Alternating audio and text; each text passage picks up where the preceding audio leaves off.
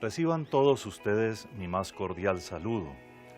En el camino que estamos realizando durante este mes misionero extraordinario, convocado por el Papa Francisco, llega el momento de comprender cuál es la ubicación de la gran misión en el contexto de la actividad de la Iglesia. Es interesantísimo. Vean, la Iglesia Católica, la Iglesia que fundó nuestro Señor Jesucristo, existe para evangelizar. Para eso nos puso en el mundo, para que llevemos la buena noticia de la salvación a todas partes. Pero resulta que el acto que entendemos por evangelización es un acto complejo y debemos entenderlo bien, lo cual tampoco es complicado.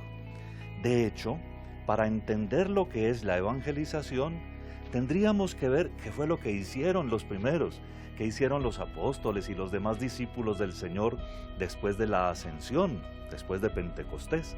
¿Qué fue lo que ellos predicaron, cómo lo dijeron y sobre todo cuáles fueron las metas que persiguieron?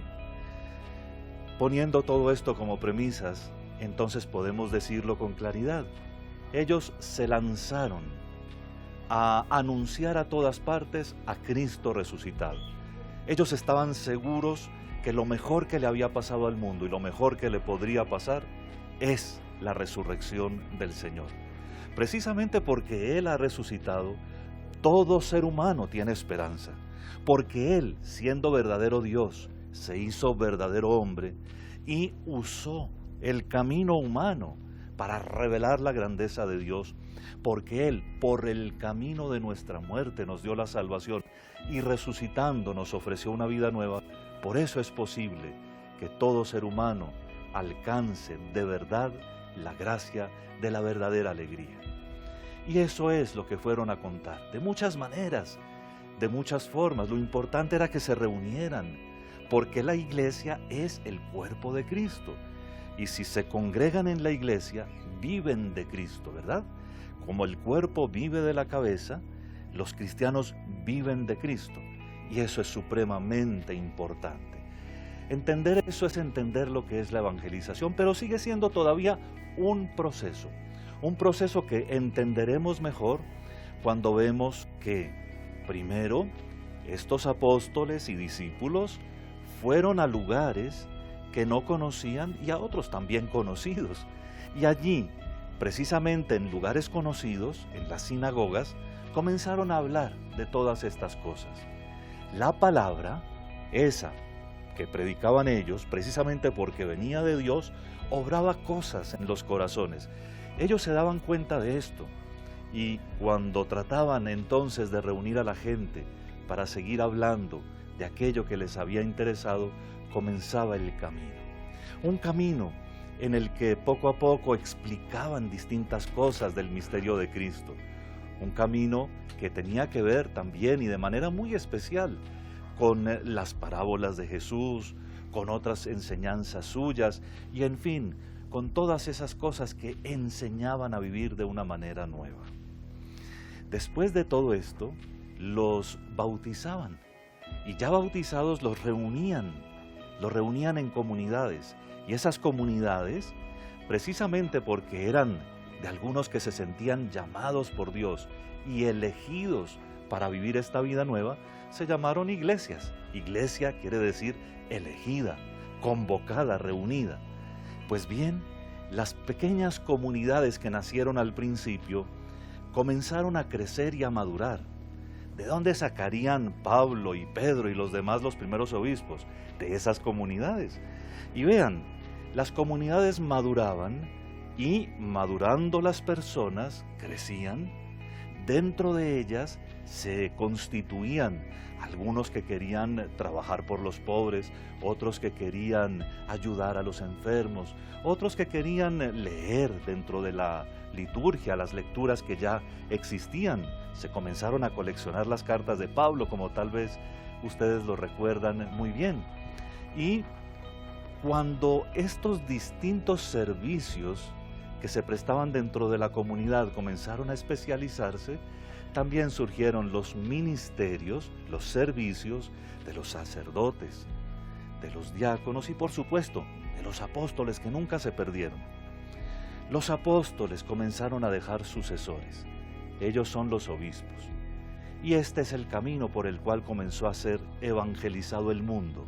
Siempre los obispos haciendo lo mismo que hacían los apóstoles, reuniendo la gente, predicando la palabra, bautizando a los que se convertían, educándolos en la fe hasta que llegaran a su madurez.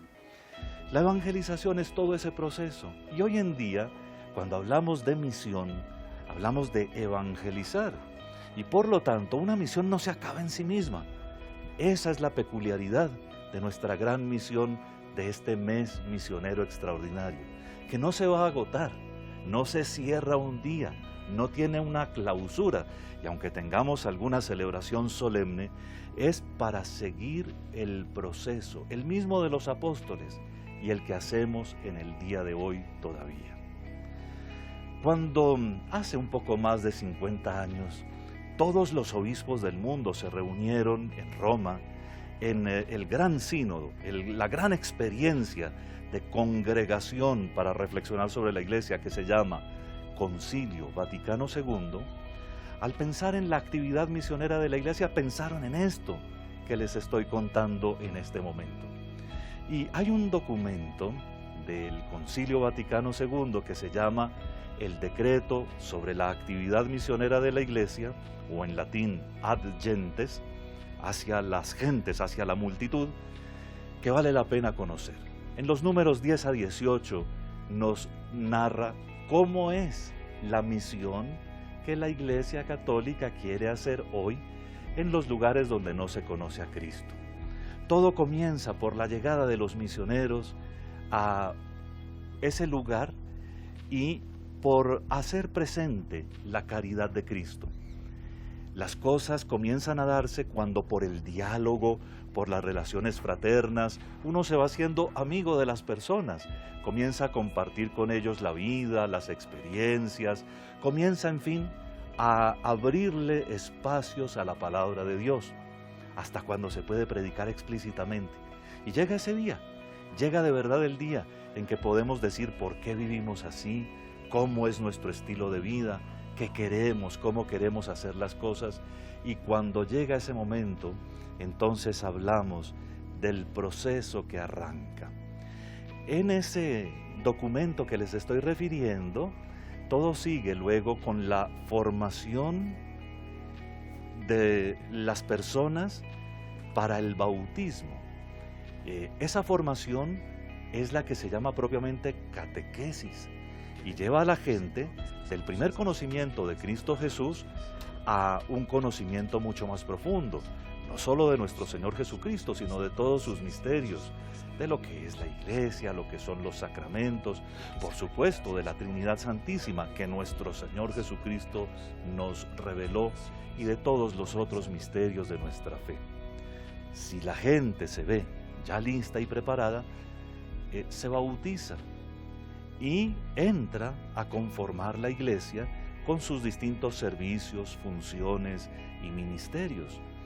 Dice ese documento que les refiero que todo evoluciona hasta que ese lugar en donde llegó la misión ya produce sus propias vocaciones, no solo sacerdotales, sino también religiosas, y porque las produce comienza a tener solidez y madurez.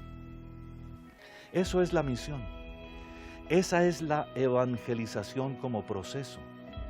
Y nuestra misión se inscribe no en toda la trayectoria, sino dentro de la primera parte. En fin, la primera parte, esa cuando los misioneros llegan a un lugar y haciéndose amigos de las personas, conquistándolas para Cristo, hace que los diálogos y la caridad produzcan muchos frutos previos. Llega el momento en el que explícitamente les pueden hablar de Cristo, y de eso se trata la misión que vamos a hacer, no solo durante este mes, sino de aquí en adelante, la misión que queremos establecer definitivamente en Colombia. Eso quiere decir que, como lo veremos en otro programa, nuestra misión se desarrollará de distintas formas. Es decir, haremos una misión de puerta a puerta estaremos tratando de encontrar a muchas personas, de convencerlas del amor de Dios, de hacerlas vivir de ese amor que en la fe se puede captar, y después las vamos a educar progresivamente en la fe y las vamos a llevar a crecer, como les he dicho ya un par de veces, en esos caminos que hacen que todos descubramos cuál es la parte que ocupamos en el cuerpo de Cristo. Así como las manos tienen su función y los ojos la suya, el corazón también tiene su manera de trabajar para el bien del conjunto. Asimismo, cada uno de ustedes, así como este servidor, cada uno de nosotros tiene algo que hacer en la iglesia. El proceso que vamos a desatar después de la misión debe llevar a que cada uno encuentre su lugar y todos, por supuesto, con gran entusiasmo, trabajemos para que el mundo vuelva a ser de Cristo, como debe ser. Es que, fíjense, que el gran problema de la humanidad contemporánea es que estamos viviendo como si no hubieran pasado 2000 años de historia. Estamos tratando de vivir antes de Cristo, antes de los sacramentos, antes de la vida ordenada, antes de la cruz de Cristo, y eso no es normal. Han pasado cosas, es verdad, pero tenemos que volver. Y el camino de la misión, el camino de los cristianos como ustedes y como yo, que salimos otra vez a las calles o en los medios de comunicación a contar estas cosas, es el camino hacia afuera, el camino de la iglesia en misión, que llega a todas partes para conquistarlos a todos para Cristo. En síntesis, la gran misión que vamos a realizar ahora durante este mes es una misión que tiene una ubicación especial dentro del contexto del proceso evangelizador. Está más o menos al inicio. Antes de esa misión debe haber ejercicios de acercamiento, de conocimiento. Ubicada en ese preciso lugar es una especie de bisagra que conecta las acciones previas con las que preparamos la misión con las que siguen, que son el proceso evangelizador que se desarrolla. Y de eso hablaremos en una próxima ocasión. Así que, mientras tanto, los dejo con la bendición de Dios y que el Señor sea quien los consuele, los conforte y los anime. En el nombre del Padre, y del Hijo, y del Espíritu Santo. Amén.